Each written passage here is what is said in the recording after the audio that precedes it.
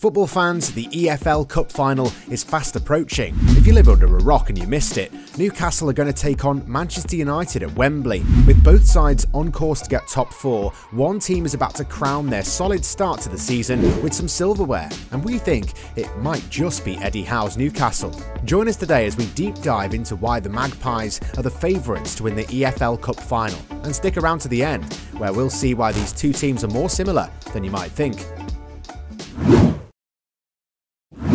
Newcastle United are on fire right now. At the time of recording, they haven't lost a Premier League game since August, and that was their one and only league loss of the campaign so far. Let's not beat around the bush.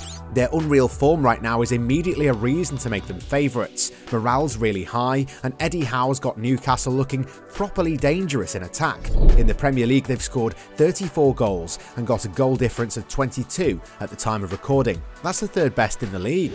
But their strongest element at the moment is their defence. The Magpies went 7 league games without conceding a single goal between December and February. Dan Burn is a unit who commands the backline, and he's simply unbeatable in the air.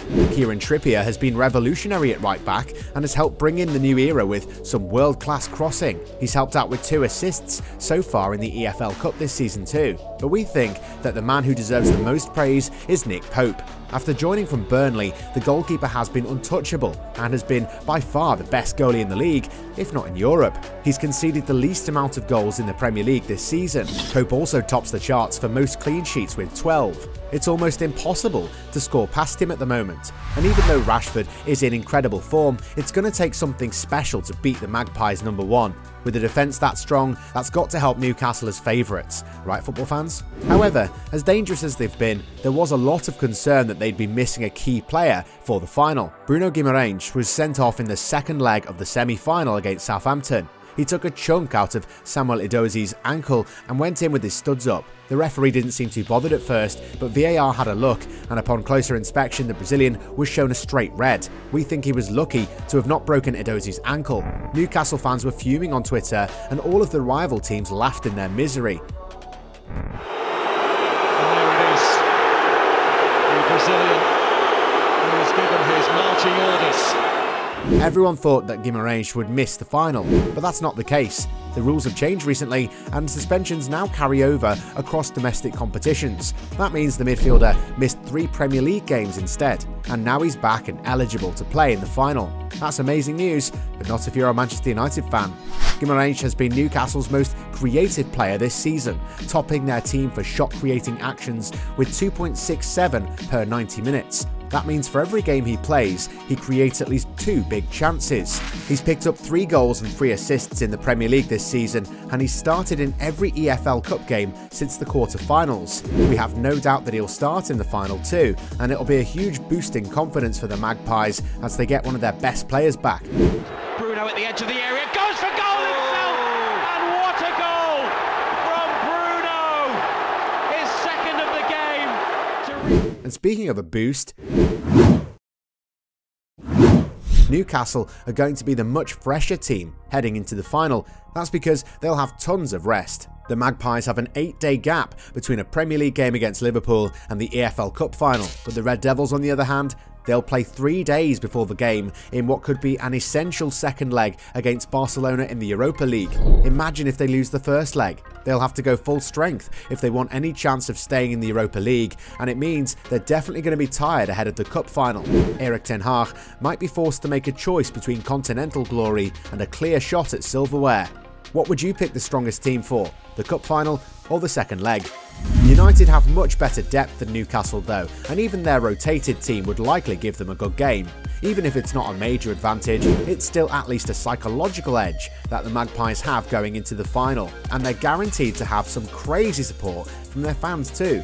Newcastle haven't won a trophy since 1955. That's insane for a club of their size.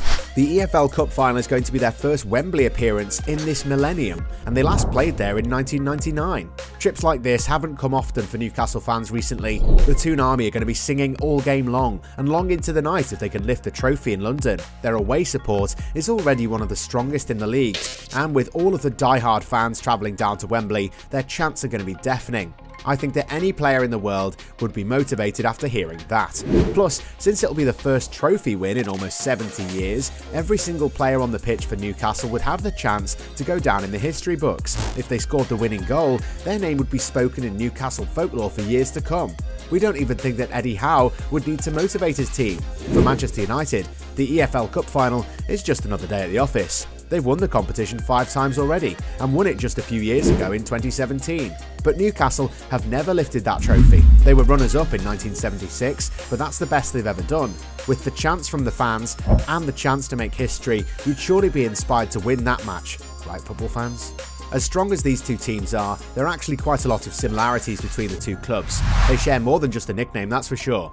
Both teams are currently at the start of their new eras. Newcastle were taken over at the end of 2021 and have been improving ever since. Howe was appointed and given the keys to the Saudi Kingdom, where he moulded the squad in his image. Imagine how good it would look on his CV if he won Newcastle their first ever EFL Cup less than 2 years later.